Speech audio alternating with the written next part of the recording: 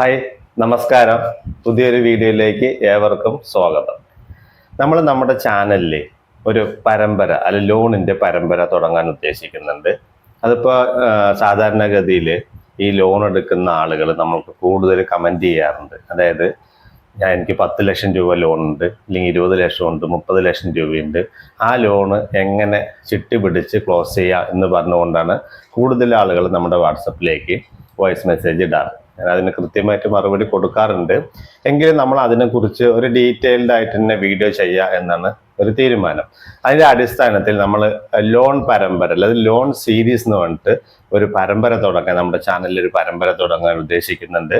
അത് നമ്മൾ ആദ്യത്തെ ഭാഗമായിട്ട് 1 കോടി രൂപ വരെയുള്ള ലോണുകൾ എങ്ങനെ ക്ലോസ് ചെയ്യാം, അതും ഘട്ടം ഘട്ടം. അതായത് ഇപ്പോൾ 10 ലക്ഷം രൂപ വരെയുള്ള ലോണ്, 20 ലക്ഷം രൂപ വരെയുള്ള ലോണ്, 30 ലക്ഷം രൂപ വരെയുള്ള ലോണുകൾ എങ്ങനെ ക്ലോസ് ചെയ്യാം എന്നത് ഒരു 10 വീഡിയോ ആക്കി ചെയ്യാനാണ് നമ്മുടെ ചാനലിൽ ഉദ്ദേശിക്കുന്നത്. അപ്പോൾ നിങ്ങൾക്ക് അത് വളരെയേറെ പ്രയോജനപ്പെടുമെന്ന് ഞാൻ വിശ്വസിക്കുന്നു. കാരണം ഒരുപാട് ആളുകൾ, ഈ ലോൺ എടുത്ത ആളുകൾ തന്നെ അടച്ചിട്ടും തീരാത്തൊരു സിറ്റുവേഷൻ വരും. കാരണം ചിലപ്പോൾ 10 വർഷം അല്ലെങ്കിൽ 15 വർഷം 20 വർഷത്തേക്കൊക്കെ ആയിരിക്കും അതിൻ്റെ EMI ഇരുന്നത്. അപ്പോൾ കുറേ വർഷങ്ങൾ ഇങ്ങനെ അടയ്ക്കുന്ന സമയത്ത് അവർക്കും അതിൻ്റെ മനസ്സ് ഓട്ടോമാറ്റിക്കായിട്ട് ഇത് എങ്ങനെ എത്രയും പെട്ടെന്ന് തീർത്ത് കഴിഞ്ഞാൽ നന്നായി, ഇല്ലെങ്കിൽ നല്ലൊരു തുക പലിശയും കൂടി ഈ ലോണിൽ വരുന്നത് കൊണ്ട് തന്നെ ഇത് പെട്ടെന്ന് തീരണം അല്ലെങ്കിൽ തീർക്കണം എന്ന് മനസ്സിൽ ആഗ്രഹിക്കുന്ന ആളുകളുണ്ടാവും. അപ്പൊ അങ്ങനെയുള്ളവർക്കൊക്കെ വേണ്ടിയിട്ടുള്ളതാണ് നമ്മുടെ ഈ വീഡിയോ ചെയ്യുന്നത്.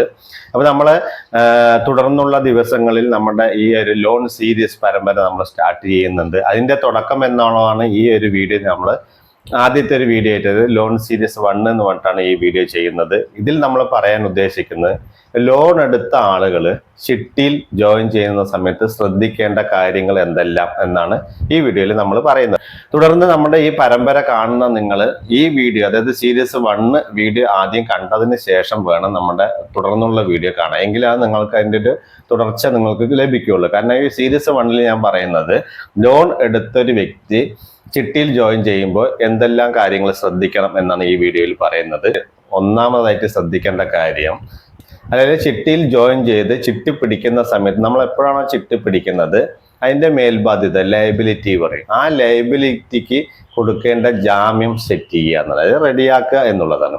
കാരണം എന്താണെന്ന് വെച്ചാൽ നമ്മളിപ്പോൾ ഒരു ചിട്ടിയിൽ ജോയിൻ ചെയ്യും, നമ്മൾ എമർജൻസി നമ്മൾക്ക് ഈ ലോൺ ക്ലോസ് ചെയ്യുക എന്നുള്ളതാണ് നമ്മുടെ മനസ്സിലെ ഉദ്ദേശം അല്ലെങ്കിൽ ലക്ഷ്യം. അപ്പം അങ്ങനെ ഒരു സാഹചര്യത്തിൽ നമ്മൾ ചിട്ടി ജോയിൻ ചെയ്യുന്ന സമയത്ത് നമുക്ക് ചിട്ടി പിടിച്ചു കഴിഞ്ഞാൽ മേൽബാധ്യതയ്ക്കുള്ള ജാമ്യം കൊടുക്കണം. അപ്പം ജാമ്യം കൊടുക്കണമെങ്കിൽ നമ്മൾ എന്ത് ചെയ്യണം, ആദ്യം തന്നെ നമ്മൾ ചിട്ടിയിൽ ജോയിൻ ചെയ്യാൻ ഒരു പ്ലാനിങ് ഉണ്ട് എന്നുണ്ടെങ്കിൽ തന്നെ ആ ജാമ്യം സെറ്റ് അത് റെഡിയാക്കി വെക്കുക എന്നുള്ളതാണ്. അപ്പം നമുക്ക് ചിട്ടി പിടിച്ചു കഴിഞ്ഞാലും നമുക്ക് പിന്നീട് ആ ചിട്ടി എമൗണ്ട് പേയ്മെന്റ് ചെയ്തെടുക്കണമെങ്കിൽ നിങ്ങൾക്ക് യാതൊരു ബുദ്ധിമുട്ടും വരില്ല, റെഡിയാക്കി വെച്ചെങ്കിൽ. അതേ സ്ഥാനത്ത് നമുക്ക് ജാമ്യം റെഡി ആയില്ല, ചിട്ടി പിടിച്ച ശേഷം റെഡിയാക്കുക എന്നുണ്ടെങ്കിൽ നിങ്ങൾക്ക് സ്വാഭാവികമായിട്ട് എന്തെങ്കിലും ജാമ്യത്തിൽ കൊടുക്കാനുള്ളൊരു ബുദ്ധിമുട്ട് വരികയാണെന്നുണ്ടെങ്കിൽ നിങ്ങൾക്ക് ആ പേയ്മെന്റ് എടുക്കാനുള്ള പ്രയാസം നേരിടും. അത് ഒഴിവാക്കാൻ വേണ്ടിയിട്ടാണ് നമ്മൾ ചിട്ടിയിൽ ജോയിൻ ചെയ്യുന്ന സമയത്ത് തന്നെ, അല്ലെങ്കിൽ ചിട്ടി ജോയിൻ ചെയ്യാൻ ഉദ്ദേശിക്കുന്നുണ്ടെങ്കിൽ തന്നെ അപ്പം തന്നെ ഈ ജാമ്യം സെറ്റ് ചെയ്ത് വെക്കുക അല്ലെങ്കിൽ റെഡിയാക്കി വെക്കുക എന്നുള്ളതാണ്. നമ്മൾ സാധാരണഗതിയിലൊക്കെ ജാമ്യം കൊടുക്കുന്നത് പ്രോപ്പർട്ടിയാണ്, അതായത് ആധാരം, വീടിൻ്റെ അല്ലെങ്കിൽ വസ്തുവിൻ്റെ ആധാരം നമ്മൾ ജാമ്യമായിട്ട് ആളുകൾ വെക്കാറുണ്ട്. രണ്ടാമത് LIC ബോണ്ട് ഉണ്ട്. LIC ബോണ്ടിന്റെ സറണ്ടർ വാല്യൂ പറയും. നമ്മൾ LIC ചേർന്ന് കുറേ വർഷങ്ങൾ അടയ്ക്കുന്നുണ്ട്. അപ്പോൾ അത് സറണ്ടർ ചെയ്യുന്ന സമയത്ത് നമുക്കൊരു വാല്യൂ കിട്ടും. ആ വാല്യൂ ജാമ്യമായിട്ട് KSFയിൽ സ്വീകരിക്കാറുണ്ട്. പിന്നെ ഗോൾഡ് ഉണ്ടെങ്കിൽ നിങ്ങൾക്ക് ഗോൾഡ് സെക്യൂരിറ്റി ആയിട്ട് വെക്കാം. ഗോൾഡിന് അറിയാലോ, ഇപ്പോഴത്തെ ഒരു മാർക്കറ്റ് വില അനുസരിച്ച് നല്ലൊരു തുക നിങ്ങൾക്ക് ജാമ്യമായിട്ട് വെക്കുന്ന സമയത്ത് ഗോൾഡിന് ലഭിക്കും. അതേപോലെ തന്നെ ഗോൾഡ് സെക്യൂരിറ്റി ആയിട്ട് വെക്കുന്ന സമയത്ത് അതിന് പലിശയില്ല. നമുക്ക് ചിട്ടി കഴിയുന്ന സമയത്ത് ആ ഗോൾഡ് തിരിച്ചെടുക്കുകയും ചെയ്യാം. പിന്നെ വരുന്നത് സാലറി സർട്ടിഫിക്കറ്റ് ആണ്. കേരള സർക്കാരിലെയും ഗവൺമെന്റ് ജോലിക്കാരുടെ സാലറി സർട്ടിഫിക്കറ്റ് ആണ്. ആ സാലറി സർട്ടിഫിക്കറ്റിൽ മാക്സിമം 5 ലക്ഷം രൂപയാണ് കിട്ടുന്നത്. അപ്പോൾ നമ്മളിപ്പോൾ 10 ലക്ഷത്തിന്റെ ചിട്ടി ചേർന്നു അല്ലെങ്കിൽ 20 ലക്ഷത്തിന്റെ ചിട്ടി ചേർന്ന് പറഞ്ഞപ്പോൾ ഒരു സാലറി സർട്ടിഫിക്കറ്റ് മതിയാവില്ല. അപ്പോൾ അത് നമ്മൾ എത്ര ലക്ഷത്തിന്റെ ചിട്ടിയാണോ ചേരുന്നത് അതിന് ആനുപാതികമായിട്ടുള്ള സാലറി സർട്ടിഫിക്കറ്റ് എണ്ണവും കൂടുതൽ കൊടുക്കേണ്ടി വരും. അപ്പോൾ ഇതൊക്കെയാണ് മെയിനായിട്ട് KSFയിൽ ജാമ്യമായിട്ട് അല്ലെങ്കിൽ സെക്യൂരിറ്റി ആയിട്ട് ആളുകൾ വെക്കുന്ന ജാമ്യ വസ്തുക്കൾ എന്ന് പറയുന്നത്. അപ്പോൾ ഇതാണ് ഒന്നാമത് നമ്മൾ ശ്രദ്ധിക്കേണ്ടത്. ചിട്ടി ജോയിൻ ചെയ്യുന്നതിന് മുമ്പ് ചിട്ടിയുടെ അല്ല മേൽബാധ്യതയ്ക്ക് വേണ്ട ചിട്ടി പിടിക്കുന്ന സമയത്ത് മേൽബാധ്യതയ്ക്ക് വേണ്ട ജാമ്യം സെറ്റ് ചെയ്യുക എന്നുള്ളതാണ് ആദ്യത്തെ നടപടി എന്നാണ് നിങ്ങൾ ചെയ്യേണ്ടത്. അതേപോലെ തന്നെ നിങ്ങൾ പ്രോപ്പർട്ടിയാണ് വെക്കാൻ, പ്രമാണമാണ് വെക്കാൻ ഉദ്ദേശിക്കുന്നതെങ്കിൽ നിങ്ങൾ ചെയ്യേണ്ടത്, നിങ്ങൾ ചിട്ടിയിൽ ജോയിൻ ചെയ്യാൻ ഉദ്ദേശിക്കുന്ന ബ്രാഞ്ചിൽ ആ പ്രമാണം അവിടുത്തെ ബ്രാഞ്ചിലെ മാനേജറിനെ കാണിച്ച് ആ പ്രമാണത്തിന്റെ പേപ്പേഴ്സ് എല്ലാം ഓക്കെ ആണെന്ന് ഒന്ന് ഉറപ്പ് വരുത്തുന്നത് കുറച്ചും കൂടി നല്ലതാണ്. എങ്കിൽ നിങ്ങൾക്ക് പിന്നീട് ചിട്ടി പിടിക്കുന്ന സമയത്ത് അതിൽ വലിയ പ്രയാസങ്ങളില്ലാതെ തന്നെ ചിട്ടി പേയ്മെന്റ് ചെയ്തെടുത്ത് നിങ്ങളുടെ ലോൺ ക്ലോസ് ചെയ്യാനുള്ള കാര്യങ്ങൾ നിങ്ങൾക്ക് ചെയ്യുമ്പോൾ നിങ്ങൾക്ക് ലോണിന്റെ ലയബിലിറ്റി കുറയ്ക്കാൻ പറ്റും. ഇല്ലെങ്കിൽ നിങ്ങൾ ചെറിയ എമൗണ്ടിന്റെ ലോണൊക്കെ ആണെങ്കിൽ ആ ലോണെ നിങ്ങൾക്ക് ക്ലോസ് ചെയ്യാൻ പറ്റും. അപ്പോൾ ഇതാണ് ഒന്നാമതായിട്ട് ശ്രദ്ധിക്കേണ്ട കാര്യം എന്ന് പറയുന്നത്. പിന്നെ വരുന്നത് രണ്ടാമത്തെ കാര്യം നമ്മൾ ലോൺ എടുക്കുന്ന പോലെയല്ല ചിട്ടി എന്ന് പറയുന്നത്. ഇപ്പൊ ലോണ് നമുക്കിപ്പോൾ ഒരു 5 ലക്ഷം വേണം, അല്ലെങ്കിൽ ഒരു 10 ലക്ഷം വേണം, അല്ലെങ്കിൽ 20 ലക്ഷം വേണം പറഞ്ഞാൽ അതിന് ആനുപാതികമായിട്ടുള്ള ജാമ്യം കൊടുത്ത് നമുക്ക് ലോൺ എടുക്കാവുന്നതാണ്. അതേസമയത്ത് ചിട്ടി നമ്മൾ ജോയിൻ ചെയ്തതും ചിട്ടിയിൽ ഒരുപാട് ആളുകളുണ്ട്. ഇപ്പോൾ 40 മാസത്തെ ചിട്ടിയാകുമ്പോൾ 40 ആളുണ്ട്, 50 മാസത്തെ ചിട്ടിയാകുമ്പോൾ 50 ആളുണ്ട്, 60 മാസത്തെ ചിട്ടിയാകുമ്പോൾ 60 ആളുണ്ട്. അപ്പോൾ ഓരോ മാസവും ചിട്ടിയിൽ വരുന്ന സമയത്ത് ലേലം നടത്തുന്ന സമയത്ത് അതിൽ ഇപ്പോൾ സാധാ ചിട്ടിയാണെങ്കിൽ, നോർമൽ ചിട്ടിയാണെങ്കിൽ ഒരു മാസം ഒരാൾക്കാണ് കിട്ടും. ഇപ്പോൾ എക്സാമ്പിൾ പറയുമ്പോൾ ഒരു 10,000 രൂപ വെച്ചിട്ട് 50 മാസം അടയ്ക്കുന്ന ഒരു 5 ലക്ഷത്തിന്റെ ചിട്ടി നിങ്ങൾ ജോയിൻ ചെയ്തു എന്ന് വിചാരിക്കും. ഇപ്പോൾ 30% താഴ്ത്തി മിനിമത്തിന് വിളിക്കുകയാണെങ്കിൽ 5 ലക്ഷത്തിന്റെ ചിട്ടിയിൽ 3.5 ലക്ഷം രൂപയാണ് കിട്ടുന്നത്.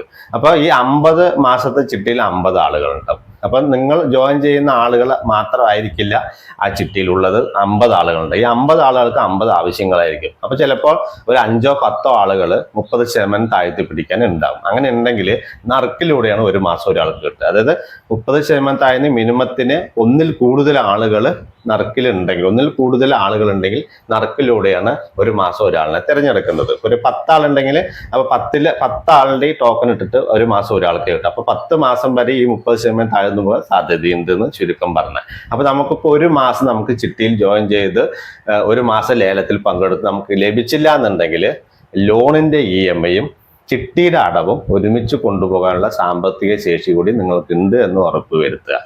സപ്പോസ് നമുക്ക് ചിട്ടി കിട്ടിയില്ലെങ്കിൽ ലോണിന്റെ EMI അടയ്ക്കണം, ചിട്ടിയുടെ അടവും അടയ്ക്കണം. അപ്പൊ അതും കൂടി നിങ്ങളുടെ സാമ്പത്തിക സ്ഥിതിക്കനുസരിച്ച് അതും കൂടി ഒന്ന് ഉറപ്പ് വരുത്തിയ ശേഷം ചിട്ടിയിൽ ജോയിൻ ചെയ്യുക. അതാണ് രണ്ടാമത്തെ കാര്യം. പിന്നെ വരുന്നത് മൂന്നാമത്തെ കാര്യം എന്ന് പറയുന്നത് ചിട്ടിയുടെ കാലാവധി. സാധാരണഗതിയിൽ നമ്മൾ ചിട്ടി ചേരുന്നത്, ഇല്ലെങ്കിൽ നമ്മൾ ഈ ലോണ് ക്ലോസ് ചെയ്യാൻ വേണ്ടിയിട്ടാണ് ചിട്ടിയിൽ ജോയിൻ ചെയ്യുന്നത്. അപ്പൊ അങ്ങനെ ജോയിൻ ചെയ്യുന്ന സമയത്ത് കാലാവധി കൂടുതലുള്ള, എക്സാമ്പിൾ പറയുമ്പോൾ 100 മാസം അല്ലെങ്കിൽ 80 മാസം അതുപോലെയുള്ള കാലാവധി കൂടുതലുള്ള ചിട്ടിയിൽ ജോയിൻ ചെയ്യുന്ന സമയത്ത് അതിൽ അത്രയും ആളുകളുണ്ട്. അതിപ്പോൾ 100 മാസത്തിന്റെ ചിട്ടിയിൽ പറഞ്ഞാൽ 100 ആളുകളുണ്ടാവും. അപ്പൊ വിളിക്കാൻ ഇല്ലെങ്കിൽ ആ ചിട്ടി പിടിക്കാൻ ഒരുപാട് ആളുകളുണ്ട്. അപ്പൊ നമ്മൾ ലോണിന്റെ പർപ്പസ് ആയതുകൊണ്ട് തന്നെ കാലാവധി കുറഞ്ഞ ചിട്ടി, അതായത് ഇപ്പോൾ ഒരു 30 മാസം കാലാവധി അല്ലെങ്കിൽ ഒരു 40 മാസം കാലാവധിയുള്ള ചിട്ടിയിൽ ജോയിൻ ചെയ്യുന്നതാണ് ഏറ്റവും കുറച്ചുകൂടെ ബെറ്റർ. കാരണം എന്താ വെച്ചാൽ ഇപ്പൊ 30 മാസം കാലാവധിയിലെ ചിട്ടിയിൽ എന്ന് പറയുമ്പോൾ 30 ആളുകളെ ഉണ്ടാവുള്ളൂ.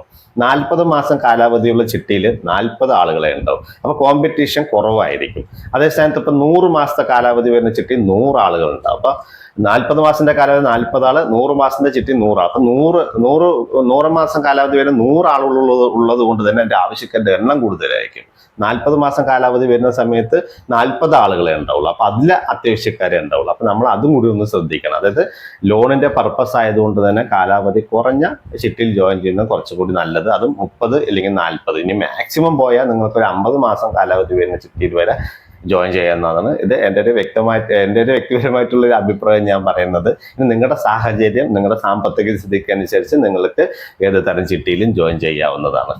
ഇനി അടുത്തത്, അപ്പൊ 3 കഴിഞ്ഞ് 4ാമത്തെ കാര്യം വരുന്നത്, 4ാമതായിട്ട് നിങ്ങൾ ശ്രദ്ധിക്കേണ്ട കാര്യം, ചിട്ടി നമ്മൾ ജോയിൻ ചെയ്തു, ചിട്ടി പിടിക്കുന്ന സമയത്ത് നമ്മൾ എടുത്ത ലോൺ എമൗണ്ടിനേക്കാൾ കുറവാണ് ചിട്ടി പിടിക്കുമ്പോൾ നമ്മൾ താഴ്ത്തി വിളിക്കുന്ന സംഖ്യ എന്ന് ഉറപ്പുവരുത്തുക. എക്സാമ്പിൾ പറയുകയാണെങ്കിൽ ഇപ്പോൾ നിങ്ങളുടെ ലോണിന്റെ അടവ് വരുമ്പോൾ നിങ്ങൾ അടച്ചു കഴിയുമ്പോൾ ഒരു 2 ലക്ഷം രൂപയാണ് ഇൻട്രസ്റ്റ് വരുന്നത് എന്ന് വിചാരിക്കുക. അപ്പൊ നമ്മൾ ചിട്ടി പിടിക്കുന്ന സമയത്ത് ആ 2 ലക്ഷത്തിന്റെ താഴെ വരുന്ന സംഖ്യയ്ക്ക് പിടിക്കാൻ പറ്റും. ഇപ്പൊ എക്സാമ്പിൾ പറയുകയാണെങ്കിൽ ഇപ്പോൾ ഒരു 5 ലക്ഷത്തിന്റെ ചിട്ടി നിങ്ങളൊരു 30% താഴ്ന്ന് 3.5 ലക്ഷത്തിന് പിടിക്കുകയാണെന്നുണ്ടെങ്കിൽ നിങ്ങൾക്ക് 1.5 ലക്ഷം രൂപയാണ് ഇവിടെ താഴ്ത്തി വിളിക്കേണ്ടി വരുന്നുള്ളൂ. അപ്പൊ നമുക്ക് അവിടെ 2 ലക്ഷം രൂപ പലിശ കൊടുക്കുന്ന സമയത്ത് ഇവിടെ നമ്മൾ 1.5 ലക്ഷം രൂപയാണ് ചിട്ടി താഴ്ത്തി വിളിക്കുക. അപ്പൊ നിങ്ങൾക്ക് 50,000 രൂപ അതിൽ ബെനിഫിറ്റ് കിട്ടും. അതേ സ്ഥാനത്ത് നമ്മൾക്കൊരു 10 ലക്ഷത്തിന്റെ ചിട്ടിയിൽ ചേർന്ന് 30% താഴ്ത്തി പിടിക്കുന്ന സമയത്ത് നിങ്ങൾക്ക് 3 ലക്ഷം രൂപയുടെ താഴ്ത്തി വിളിക്കുന്ന സമയത്ത് നിങ്ങൾക്ക് ഓൾറെഡി ലോണിൽ ഒരു 2 ലക്ഷം രൂപയെ അടച്ചു തീരുന്നത് വരെ പലിശ വരുന്നു. 25,000 രൂപ വെച്ചിട്ട് 40 മാസം അടയ്ക്കുന്ന ഒരു 10 ലക്ഷത്തിന്റെ ചിട്ടി, ഞാനത് എക്സാമ്പിൾ ആയിട്ടാണ് പറയുന്നത്. 25,000 രൂപ വെച്ചിട്ട് 40 മാസം അടയ്ക്കുന്ന ഒരു 10 ലക്ഷത്തിന്റെ ചിട്ടി 30% താഴ്ത്തി പിടിക്കുന്ന സമയത്ത് നമുക്ക് 3 ലക്ഷം കുറഞ്ഞ് 7 ലക്ഷം രൂപയെ കിട്ടുള്ളൂ. അപ്പൊ നിങ്ങളുടെ ലോണിൽ നിങ്ങൾക്ക് 2 ലക്ഷം രൂപയെ പലിശ വരുന്നുള്ളൂ. നമ്മൾ ചിട്ടി പിടിക്കുന്ന സമയത്ത് 3 ലക്ഷം രൂപ താഴ്ത്തി പിടിക്കുന്ന സമയത്ത് നിങ്ങൾക്ക് 1 ലക്ഷം രൂപ ചിട്ടി പിടിക്കുമ്പോൾ നഷ്ടം വരാൻ സാധ്യതയുണ്ട്. അപ്പൊ അത് നിങ്ങൾ ശ്രദ്ധിക്കുക. ലോൺ എമൗണ്ടിനെങ്കിൽ ലോൺ പലിശയേക്കാൾ കുറവാണ് ചിട്ടി പിടിക്കുന്ന സംഖ്യ എന്ന് നിങ്ങൾ ഉറപ്പുവരുത്തുക. അത് നിങ്ങൾ അവിടുത്തെ സാഹചര്യം അനുസരിച്ച് ഉറപ്പുവരുത്തിയ ശേഷം ചിട്ടി പിടിക്കാൻ ശ്രദ്ധിക്കുക. ഇനി 5ാമതായി നിങ്ങൾ ശ്രദ്ധിക്കേണ്ട കാര്യം, ലോണിന്റെ സാഹചര്യങ്ങൾ അന്വേഷിച്ച് ഉറപ്പുവരുത്തിയ ശേഷം മാത്രം ചിട്ടി പിടിക്കുക. അതിന്റെ സാഹചര്യത്തിനനുസരിച്ച് മാത്രം ചിട്ടി പിടിക്കുക. അതാണ് ഞാൻ ഇതിന്റെ മുമ്പത്തെ ഒരു പോയിന്റ് ആയിട്ട് പറഞ്ഞത്. അതായത് ലോൺ എമൗണ്ടിനേക്കാൾ അല്ലെങ്കിൽ ലോൺ പലിശയേക്കാൾ കുറവാണ് നമ്മൾ ചിട്ടി പിടിക്കുന്ന സംഖ്യ എന്ന് ഉറപ്പുവരുത്തുക. കാരണം ലോൺ പലിശയേക്കാൾ കൂടുതൽ താഴ്ത്തി ചിട്ടി പിടിക്കരുത്. ലോൺ പലിശയേക്കാൾ കുറവ് എമൗണ്ടിലാണ് ചിട്ടി പിടിക്കാൻ പറ്റുള്ളൂ. അപ്പോഴാണ് നിങ്ങൾക്ക് അതിലെ ലാഭം ലഭിക്കുകയുള്ളൂ.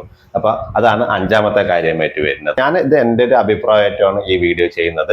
എനിക്ക് അറിയാവുന്ന കാര്യങ്ങൾ നിങ്ങളുമായിട്ട് ഞാൻ ഷെയർ ചെയ്യുകയാണ്. അപ്പൊ നിങ്ങൾക്ക് എങ്കിലും ഞാൻ വീഡിയോ ചെയ്യുന്നതിലും കൂടുതൽ കാര്യങ്ങൾ നിങ്ങൾക്ക് ഇതുമായി ബന്ധപ്പെട്ട് അറിയാൻ താല്പര്യമുണ്ടാവും, അറിയാൻ ആഗ്രഹമുണ്ടാവും.